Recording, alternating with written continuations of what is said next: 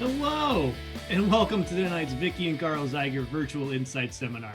I'm Justin Waldman, Associate Artistic Director at the Old Globe, and on behalf of Barry Edelstein, our Erna Finci-Viterbi Artistic Director, and Tim Shields, our Audrey S. Geisel Managing Director, I'm so glad you can join us tonight for this chat with Hamlet himself, Grantham Coleman. New year, new location for me. I moved, so hello from a new basement. To begin, I'd like to acknowledge that we are coming to you from the ancestral home and the unceded lands of the Kumeyaay Nation, who have stewarded these lands through generations. Before we get started, I'd like to take a second to recognize the people who have made this event possible. A massive thank you to Vicky and Carl Zeiger for their generous support of the Vicky and Carl Zeiger Virtual Insight Seminar. And also a special thank you to Joanne Kilty for her support of me in my role as host. The Globe and I are so grateful to all of you. And I'd like to thank all of you for your support of the Old Globe. And if you'd like to enjoy more of these conversations with Globe artists, please consider making a gift to our Globe Rising campaign. There'll be a link down in the chat below us. Your support will sustain us until we can open our doors once again.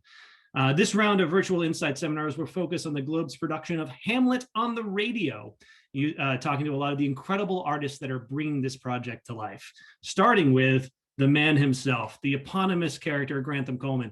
We are going to talk for about 30 minutes or so. Then I'll open the floor up to questions. You can send your questions anytime through the Q&A function at the bottom of your screen. Just click on the Q&A button. A thing will pop up, type in your questions. They'll come right to me, and I'll get to as many as we can before we run out of time. Finally, as an FYI, we'll be recording this session to share in the future. Well, that's my preamble, and that's it for me. We'd like to welcome our incredible guest now, Grantham Coleman. Grantham, can you please make your magical entrance? There he is! Yay! Hello! Hey. How's it going, pal? I'm good. How are you all? I'm doing great. I wish we could say hello to everybody, but we will virtually wave, I guess. Where are you coming to us from? Houston, Texas. Houston, Texas. You all right there? You all safe and everything? Yeah, it's been a rough couple of weeks, but everything's back on track. The light and internet is on, and the water's drinkable. All good things, yes.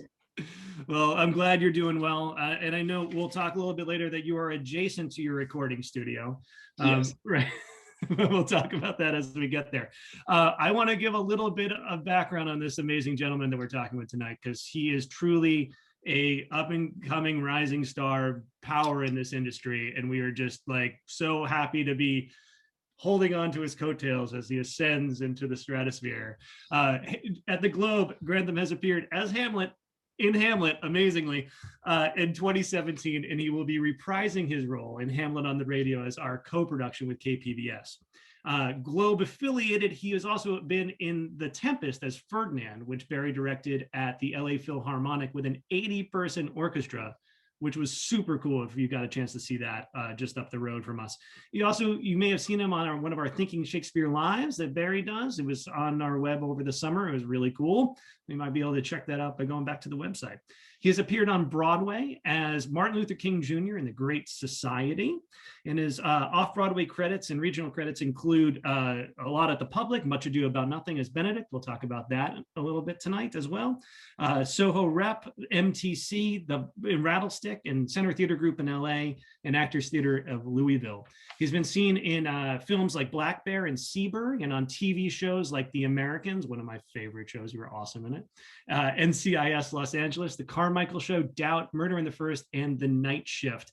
He is a graduate of the Juilliard School of Drama, and a truly rising star in this industry, and an amazing, genuine, and very kind man, and very kind to share his time with us tonight. So everybody, Grantham Coleman, round of applause. Thank you so much for being here. I want to start out like I do in most of these conversations about how you got into theater. Like, what was it where'd the bug first strike you? It's funny. I guess as a kid, I was always doing voices and mimicking movies, which I guess it does give credit to kids to do what they see on TV. But I remember in elementary school, my older brother was in middle school, and they were doing a production of Seven Brides for Seven Brothers. And his middle school drama teacher asked if anyone had any siblings that could be like the ring bearer and the wedding at the end and stuff. And of course I was like, I'll do it. And then I got that part. I was the ring Booked bearer. it. Booked it. Um, and I played piano in elementary school, and the piano teacher was in charge of casting the holiday play every year. And I just always ended up in the play somehow. Then I was Santa Claus, which, I think I was breaking barriers at a young age. Um, and then I ended up going to that same middle school that my brother went to, and I already knew the drama teacher, so I did drama and piano there. It was a magnet school, is what we call them in Texas, where you go to the school for 2 disciplines. And then the high school that I attended was a performing and visual arts high school.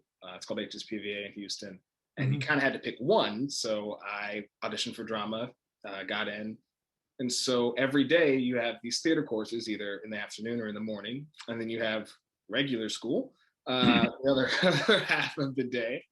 And it was a very unique high school to be in. We didn't really have a lot of the drama that you see in the high school TV shows, or that like maybe people have like, oh, wasn't chosen like to be like first string on the football team, but it was kind of like, man, I gotta play like a smaller part in the Diviners. I really wanted that. Like it was a very cool high school. I love it very much. And from there, I went to college, went to Juilliard. So it wasn't Friday Night Lights, it was more like Fame. Yeah. Yeah, it was a lot like Fame, probably. That's awesome. And how was Juilliard for you? I mean, it's such an amazing place. Like, what was it there that why'd you want to go there? I mean, it's an obvious thing, but like, do you think how did it prepare you to be a professional actor? Um, that's a lot of questions. Well, I was 17, senior year of high school, and we took everyone in the acting part of the drama division in my high school. We would have to submit these tapes to Young Arts, which is a program run by the NFAA through the National Endowment for the Arts, and lovely, wonderful program. And they bring all these students from all over the country in 12 different disciplines, I believe, to Miami. And you would be in Miami for a week taking these master classes with a panel. That was Ken Washington, Viv Benish, I think Carl Kinzer, like people who are working in the industry and people who are at phenomenal schools. And they kind of pointed me in the direction of like, you should be thinking about going to school for drama. Because at first I was like, I'm just going to go to normal college.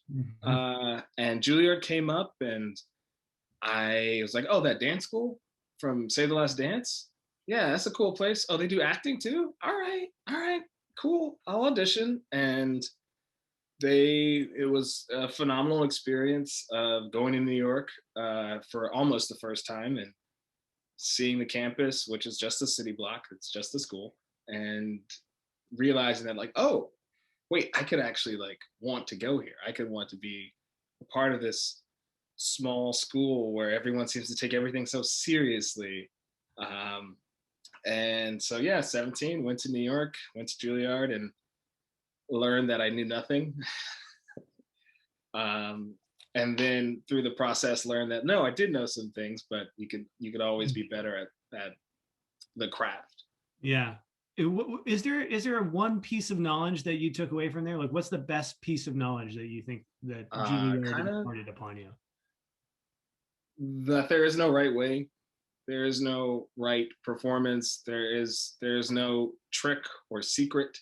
Like I remember, I think Jim Houghton was talking about it, like what their job as a school was to give everyone access to as many tools as they could provide.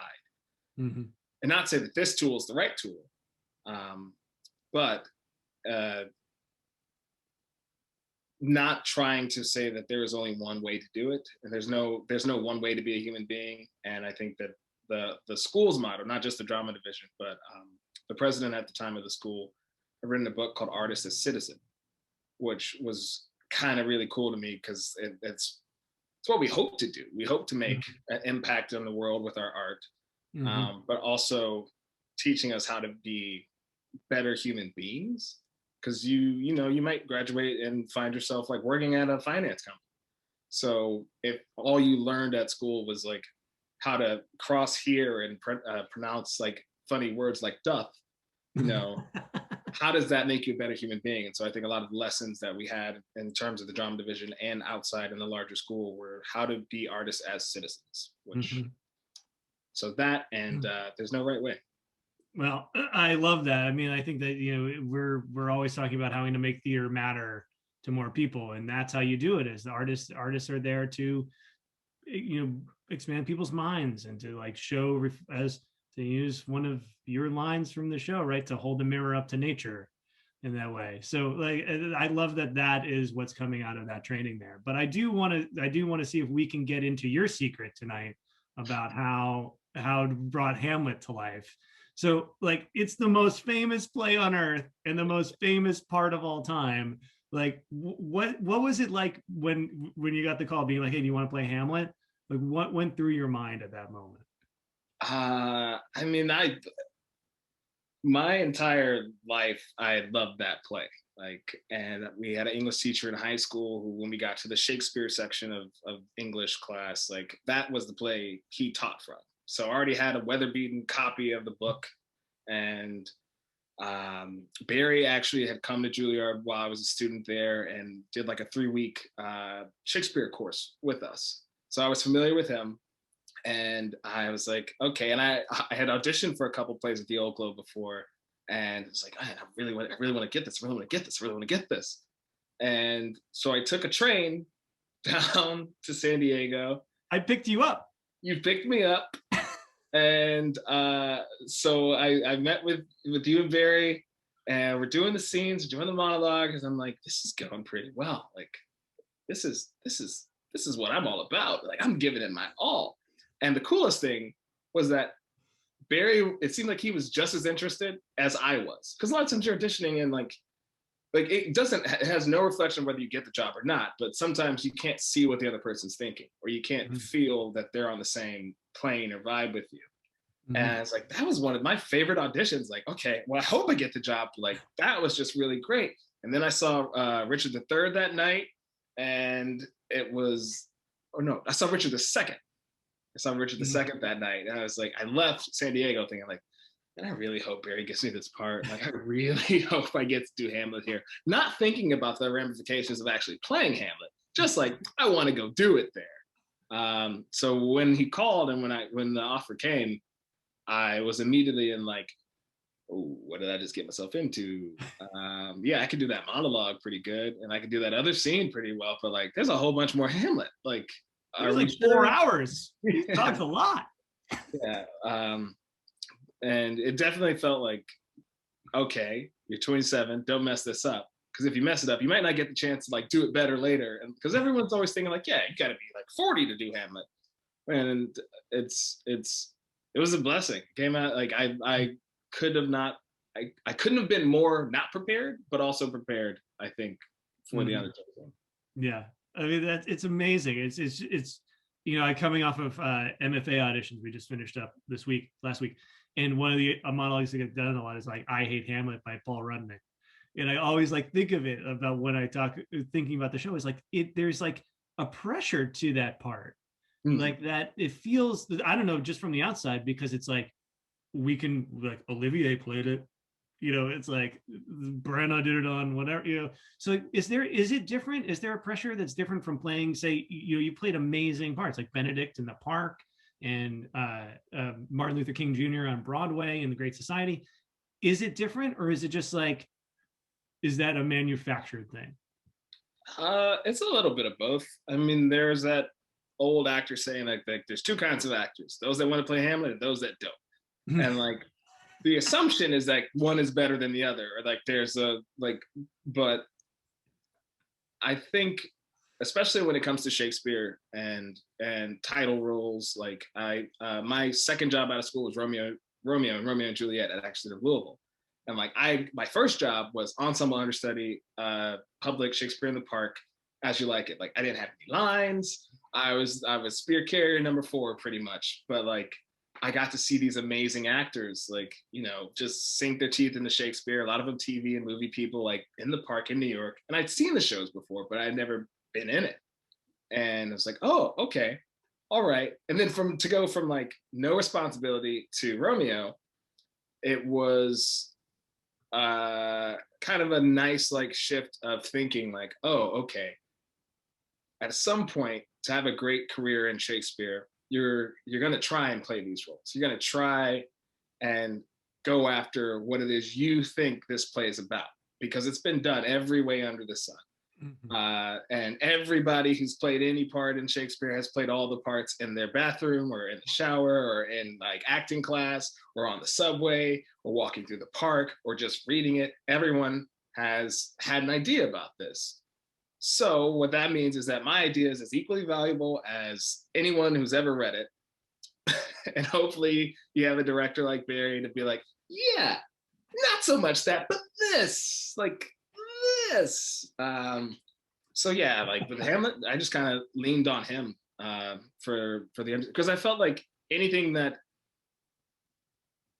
he could say or do or give me with the direction of what was going on was just like taking weight off of me, because like, I'm just trying to focus on like, did I say the right line at the right time? I've been on stage for 45 minutes. I have not exited.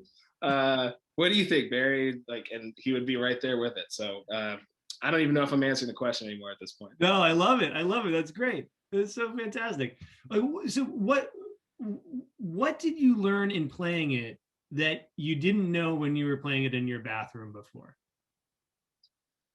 The I never thought of Hamlet like I never thought of the Hamlet family. Like, you think of Hamlet, you're like, Hamlet, that guy's got more lines in one play than, but like, it means nothing without the actual story. And the story is a very sad story, and it's very immediate, because it's not like the histories where it's like, oh, Plantagenet, actually he's the second cousin of this person, like, where you're like, okay, they're all loosely related, but like they're all at war and people are trying like, whereas Hamlet, it's his mother, his uncle, who is literally his father's brother, his father's ghost, and everything comes out of that immediacy of the family, where when you're doing the monologue by yourself, the soliloquy is just a soliloquy, but when it's enmeshed in the actual play, in the experience, it's when you've had a fight with your parents and you get sent to your room angry, like they're still on the other side of the wall. Like, all of it is happening in relation with other people, rather than it just being like some great poetry that a guy wrote a couple 400, 500 years ago. Well, I mean, that's a great segue to talk about the production a little bit. I'm going to share some screens so we can see some of the amazing visuals of this show. This was our awesome poster that we started off with. But I love how you talk about that, because like that idea that it's all happening around you, because like this production was so beautiful and visually arresting, and like that house had a 16-foot gold statue in it, and like your dad had, your ghost of your father had light up armor. So what was it like being in this space doing this production on stage outside under the stars in San Diego? I couldn't imagine doing it anywhere else, or any to actually be getting to the first soliloquy, oh, that this too solid flesh would melt, and looking up and seeing the moon and stars. and when it's a little chilly, your breath in the air, and you get to the line about the air bites shrewdly, it's very cold, like it was magical. And the bombasticness of the set and the costumes just married everything into this world of sharp extremes, which lent us, could I say, which lent us, which helped us, I guess, reach those emotional mountains and valleys and peaks, because we were matching the set and the costumes. It really it was a feast for the eyes as well as the ears. I hope. I never actually saw the production because I was in. It's always amazing. Like, you saw it but didn't see it. Like, in how'd you build your approach to your performance was so stunning and so riveting. Like, how'd you build that approach to him? Like, what was it about making Hamlet you, bringing Hamlet to you and you to Hamlet, and to make that marriage? Well, this might be revealing too much, but since like high school, I've always kind of measured all of the parts in all the plays or all the things that I'm reading or doing to Hamlet, because Mhm. in my mind, Hamlet's very clear.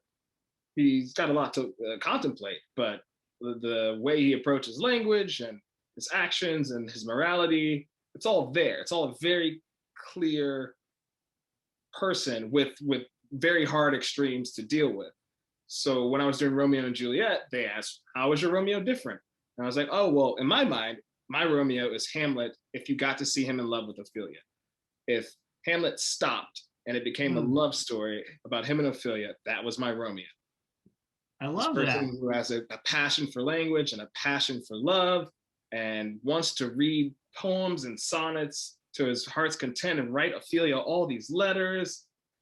And so my approach to Hamlet this time was um, a young man who at first was doing all the things that young men do. Like, I'm at school, I'm learning all these new things, I'm writing letters home to my mom and dad, leaving out certain things like, oh, yeah, sure, I'm studying very hard, partying on the weekends with Horatio, uh, learning so much in Wittenberg. I can't wait to come back home for the summers because then I'll get to woo Ophelia some more. And all that kind of stops with his father's death. And he's thrust into a place where Mhm. he should rightfully be king. I mean, many other royal families, I would imagine that the son, be it however old he is, this guy is actually old enough to be in college. His father dies and he's not made king. Oh, that's weird. Why? Well, because his uncle married his mom, who was the queen mother, so he must become king. So there's another thing that's just like, all right, not only did my dad die, now I can't be king because my uncle's married to my mother. But how did my uncle like it kind of approached itself. We had some great table work with Barry and like the ideas that were flying around and his immediacy with the play at the time. Because I Mhm. believe he had just lost his father, and Mhm. it all became very clear in the room with them. Mhm. And there's that family right there that we're looking at now. Yeah. You talked about you're talking about how Barry was approaching the play and that how he helped guide you. Like, I thought I knew things about Shakespeare before I got here, and I realized I do nothing. Just being in his shadow, like hearing how much that he's forgotten more than I will ever know. But like, I appreciate so much how he can clearly explain like the machinations of the text, like how it works, how you break it down. But he never forgets the deep humanity of the characters and the story that they're trying to tell. And like, I appreciate so much in that production, and that how you talked about it. It's like it is the story of this family, and so many times it can be like a greatest hits of like whatever, big monologue, whatever, Mhm. big monologue. So how did you guys collaborate on that work together to bring the story into focus while also like having such an anchor in the middle of it of an amazing performance in the show? I think that was not to say the easy part, but I think that was the part that everyone was mostly on the same page, which is why it's so great to work with Barry. Because if you're having problems with the text as an actor, like I don't know why it says this here, or like, okay, we've done a cut, so this, am I missing something here? Or I'm not understanding the expression of this thought. I don't know why it comes out in verse versus blank verse. And Barry is the number one person I think in America who can help you as the actor with what the text is saying, why Shakespeare put it that way, and what it's supposed to mean, and all the meanings that it had back then, the meanings that it had in the 19th century when people were doing it, and the meanings that it has today, and the overtones and all the thematic motifs that are around it, the critical thinking analysis of it, Barry can give you in a blink of an eye. But what also makes him an amazing director is that he can set that aside if something else is screaming out in the text, in the scene, in the moment between the actors on stage. If there's something else happening, or if there's something that we think is more important than a line ending or a coupling, or yes, it was very clear that this word meant this then, but wouldn't it get a really funny joke if it meant this now? Like that collaboration with him is so easy, and it's always to serve the story. Um, so I love working with him. I mean, and this is now your third thing together after doing the LA Phil and being in Ferdinand. Yeah. Keep coming back, please. You're always welcome on I the can't wait. I after your huge triumph with Hamlet here, you moved across the country to a different park and did Benedict in Much Ado at the Public Theater in New York. Which is an amazing, and I will give a little plug right now for this because it is streaming. They filmed this for great performances, and it's streaming on PBS.org until March 19th. So you can see this amazing production. Kenny Leon directed, Danielle Brooks and Grantham here in this production, and it is beautiful. And it's cementing your place as one of the biggest Shakespeareans in America right now, and one of the most important Shakespearean. And I ask you because this question's been in the forefront of my mind as we've been doing these recruitments, because we asked everybody who auditioned for the MFA program, why classical acting in 2021? So what does it mean to be a Shakespearean actor in 2021? 2021 Shakespearean actor. I hope that it means a lot, and a lot of what it's always meant, which is these first actors doing these plays, the 37 of them, you would do one play one night, and then you'd travel in your buggy, or you'd walk to the next little hamlet or whatever you were visiting, and the person who was putting you up would request a different play. And these actors that were around with Shakespeare and his troupe would be like, oh, okay, I guess we're doing Midsummer tonight. Okay, all right. So you just did Hamlet the night before, and now you're doing Midsummer. And I think the classical training, the goal of that was always to give actors the knowledge, tools, and preparation to be able to do that, to be able to not be perplexed when someone says, okay, you're Falstaff tonight and King Lear tomorrow. And I think those tools are more valuable today because we have more mediums in which actors can perform, in which writers can write, in which everyone can do everything. But the greatest thing about Shakespeare is that all these stories, they're still the stories that we're telling. You'll always hear like, oh, there's this great new TV show on. Like, I remember when Sons of Anarchy came out, and people were like, yeah, it's such a great show. And they're like, yeah, that's Hamlet. You're Yeah. like, what? Like, oh, yeah.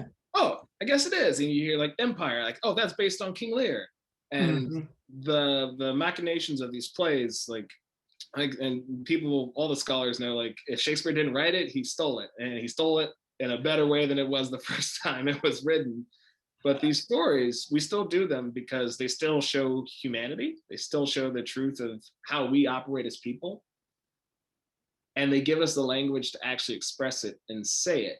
And so I think if we continue to train actors to be able to express humanity in all forms and fashions and all shapes, then we're really serving every story that we can tell with these actors that we're training. I love that. I mean, I think it's universal in that way, and I think that what you're at the forefront of is like great American Shakespeare. Like we're doing it in a way that it's not what the Brits we don't have to be thee and thou, and that we can be who we are and bring these stories to life in these ways that we have, which is awesome. And then we can move them to the radio. You like that transition? How was that? Wow, yeah, that's another medium. So you started this production of Hamlet on the Lowell Davies Festival stage outside under the stars in San Diego, and now you're returning to it in your closet in Houston, Texas. There is Grantham right there highlighted. We have a peek into the lives and the wardrobes of all of America's greatest Shakespeareans here. How nuts is that? Like, when we were approached with the idea, what did you think? Yeah, Barry gave me a phone call, and this was mid 2020, I believe. He was like, I'm thinking of this idea, kind of wondering, like, we try and get everyone back together. What do you think? And at the time, it's like, I'm not doing anything. So why not?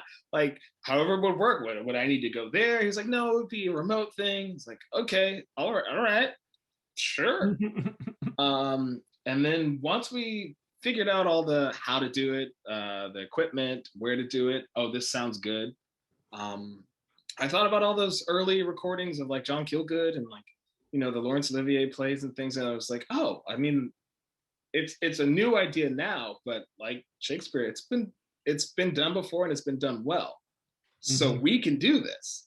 And we have the experience of having actually shaped this before and done this before. And like now we have to find a way to make that because I think of that Hamlet as a very physical show. It was very physically demanding for me, and I think a very like large and bombastic tug of war across the stage. Like even the fight scenes and the deaths were all very I'm swinging an axe while I try to think of the word for like how do I describe swinging an axe. Climbing scaffolding and being Yeah, moved around. it was, and so I think the most fun creatively has come into like how do we tell this same story through sound, through audio. Mhm. What do we gift the audience to help bring them along, and also what do they already suspect from hearing or seeing Hamlet before, and like what can sound design do versus what can an actor do. So it's been really fun. So Excellent. yeah, but How but does having a good base to start with. I mean, how so how does your performance change in this audio medium? Like what do you have to do to you're like you did this for 30 nights outside and 40 something performances, right? Something like that. And now you're doing it in a closet. What changes for you? I think we played around very early on with, is this the very intimate, very close to the microphone, Hamlet inside his mind, Laurence Olivier production? Or do we hold true to what worked on stage, which was loud and aggressive and fast? And we realized that the best is always going to be a mix. It's always going to be a little bit of this and a little bit of that. And I think what changed the most is not relying or not being able to demonstrate as much. Like poor actor word choice, but Mhm. okay, yes, I could claw at my chest, but you can't hear Claw that. the air with your arms. Yeah, so it became something that is completely new to me. Um, but I realized that it's a lot like a lot of acting, where as soon as you stop worrying or thinking about the fact that no one can see you, um, you give great performances. Like I feel like people would like love to watch the Zoom rehearsal recordings, because like that might be as good as what we did on stage, if not better, because I've got some more years under my belt now, and I'm getting to revisit it and go like, oh yeah, that totally means something different. Now that I get to like sit here and just say it to the one person without worrying about an entire theater being able to see and hear me. Mm. Um, yeah. Yeah. So it's so amazing because like very few times in our industry do we get to go back, right? It's Yeah. like that's one of the it's like the best and worst thing about it in theater because it's ethereal. It happens and then it goes away like stardust, right? But now you're back doing it. So like what are the things that you like wish you could do that you couldn't do outside? And what are the things that you're doing now on the radio doing it this way that you wish you could bring to the performance that you did 4 years ago? That's a hard question, because it's almost two different plays in my mind, um, two different approaches, because this process now is much more like, oh man, I missed you. Oh, it's so good to see your face. It's so like it's a reunion and a celebration, and also doing the work. And I feel like now it's all hitting different notes of the show, versus then I was just trying to get through it, trying to not be found out as the fraudulent kid who is playing Hamlet in a beautiful theater. So I think I I've changed the most, Mhm. and probably all the other actors who I get to share the screen with have also changed and grown in so many ways. And so I think um, it will be new to anyone who saw that production because it's new to me. Mhm. I love that. I love that you talk about that. How it's like you're a different person than you were 4 years ago. So it's like intrinsically different. Like even metabolically, like you have all new cells, right? So it's like I love that. I talk about that with playwrights a lot when we talk about plays. When someone wrote something 4 or 5 years ago, then they come back to it. It's like, is your intent the same or is it different? Because you're a different person. Maybe in those years you got married and had a kid, or and how does that new you compare to the old you that worked on something? And it's such a cool. I love that you talked about that. That's why I like to, like, we keep saying, and not that there's a problem with saying Shakespearean actor or the Shakespeare's are classics, but I think the hope of any playwright or a writer is that like their work becomes a classic. So we should be able to read it. Like when Shakespeare wrote these plays, um, because you're like the bad Shakespeare is always people in like big pirate boots going, "This is all that he's the store," and like we must set this in Venice because it's Merchant of Venice, and at the time, and like they were new plays. Yeah. He was a playwright going like, all right, where do I set this? Like Romeo and Juliet, and where is it set again? Wow, I'm blanking. Starts Verona. with Fair Verona, where we lay our yeah, like Verona was a fantastic place to the people living in England. Like most of them had never been to Verona. They didn't know where yeah. Verona was. They didn't know what was going on there. So like it was a thematic choice. It was a place where people thought, oh, this must be a sexy story about young lovers where that's where it would happen. Yeah. So why not approach all the new plays that have come and gone as classics where the intent was there, it might clearly say where it's set or when it's set or who should be cast in it. It Hmm. might say that this person is of this ethnicity or this ethnicity. But if we treat them like classics, all of that can change and progress and grow, Hmm. I which is love why I that. think we're still doing Shakespeare. We're not doing a lot of other plays Yeah. because they might have been trapped by their time because they weren't um, human enough, maybe. I Yeah. don't know. I always think about it in that way where it's like, trying in like in a lot of times with those references in Shakespeare where it's like, what does this word mean? It's like in 400 years, if someone wrote a play right now referencing the Kardashians, like what is someone going to say? But they're gonna be like, huh? And then trying to explain that, you Yep, know? exactly. So let's open it up to some questions. I remind you guys, if you're interested to ask Grantham a question, let's throw it in the chat in the Q&A function. I have a couple in here, so we'll start with those. But I just wanted to remind everybody to this is your chance to ask the man himself. I guess the first question in here is what's the difference between acting on stage and then acting for the camera? You've done so much TV and film. Is there a difference, or is it like being in your closet except That's always a good question. I think for me, the difference is size and intent. And not size is like you're too big for this, but it's more okay. What's the style? And film and TV normally has much something that lends itself to not as stylized, like versus there's some TV that is very stylized, like Aaron Sorkin type, fast-paced talking. We walk and we talk, or like in Law and Order, every time you meet the guest star, they're always stacking boxes and going, "What? I never saw Gina here." Yeah, she used to come around here a lot. There's always there's style in it.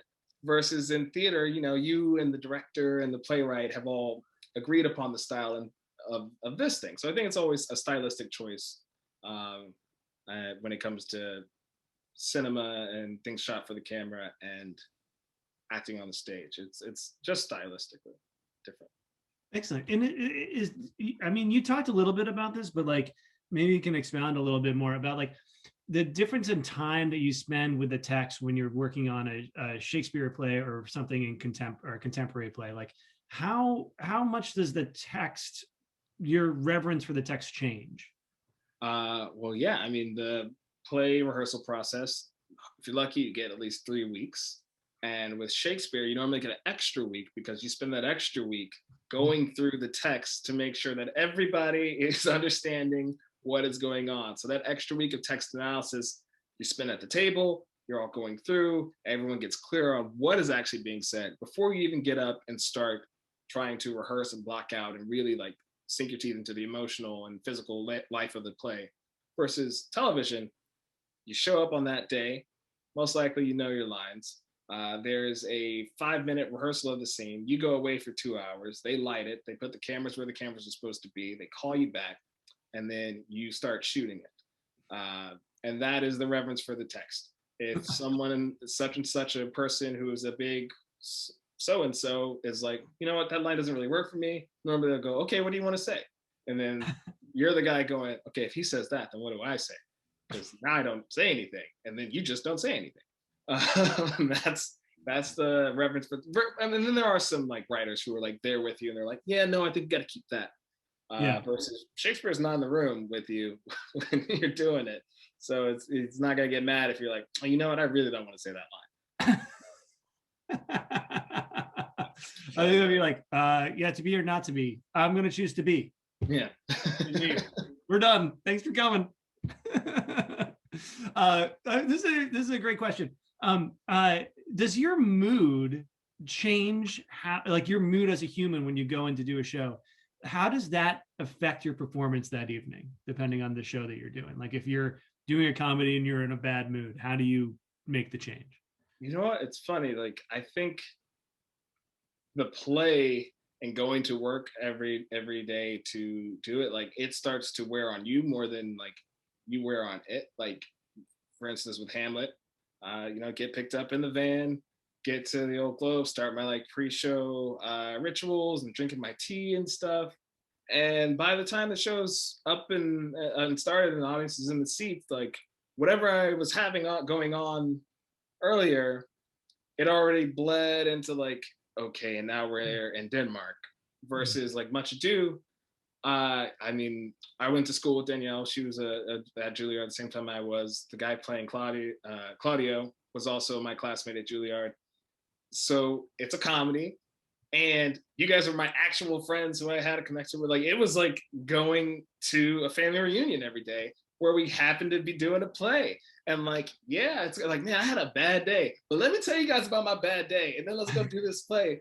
Versus that coming in with me. And Martin Luther King, every day I was listening to either the same speeches or different speeches, or reading his book and reading his writing. And like if you were around me at the time, it was like I seemed very somber and not necessarily the happiest person. And I think like the mood of my mood tends to match the mood of the show, which could be a good or bad thing. But it's funny, like the outside world tends to reflect what I'm working on versus like the thing I'm working on reflect what's going on. It's like unintentional method. Yeah. Yeah. Well, yeah. Excellent. Well, I have one last question before we wrap up. What is your favorite line of Hamlet?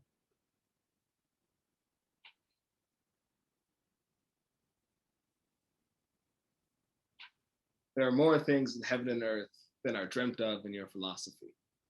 I love that one. That's beautiful. Because he says it to Horatio, and Horatio is kind of the most level-headed person in the play to me. Mm-hmm. And this great observer, he's left to tell the story. He's left to tell the tale, which is always when you see the production of Hamlet, when like Fortinbras kills Horatio, it's like, no, that's not the point. He's there to tell the story. Otherwise, how do we have this story? But yeah, I love that line because it leaves room for everything else.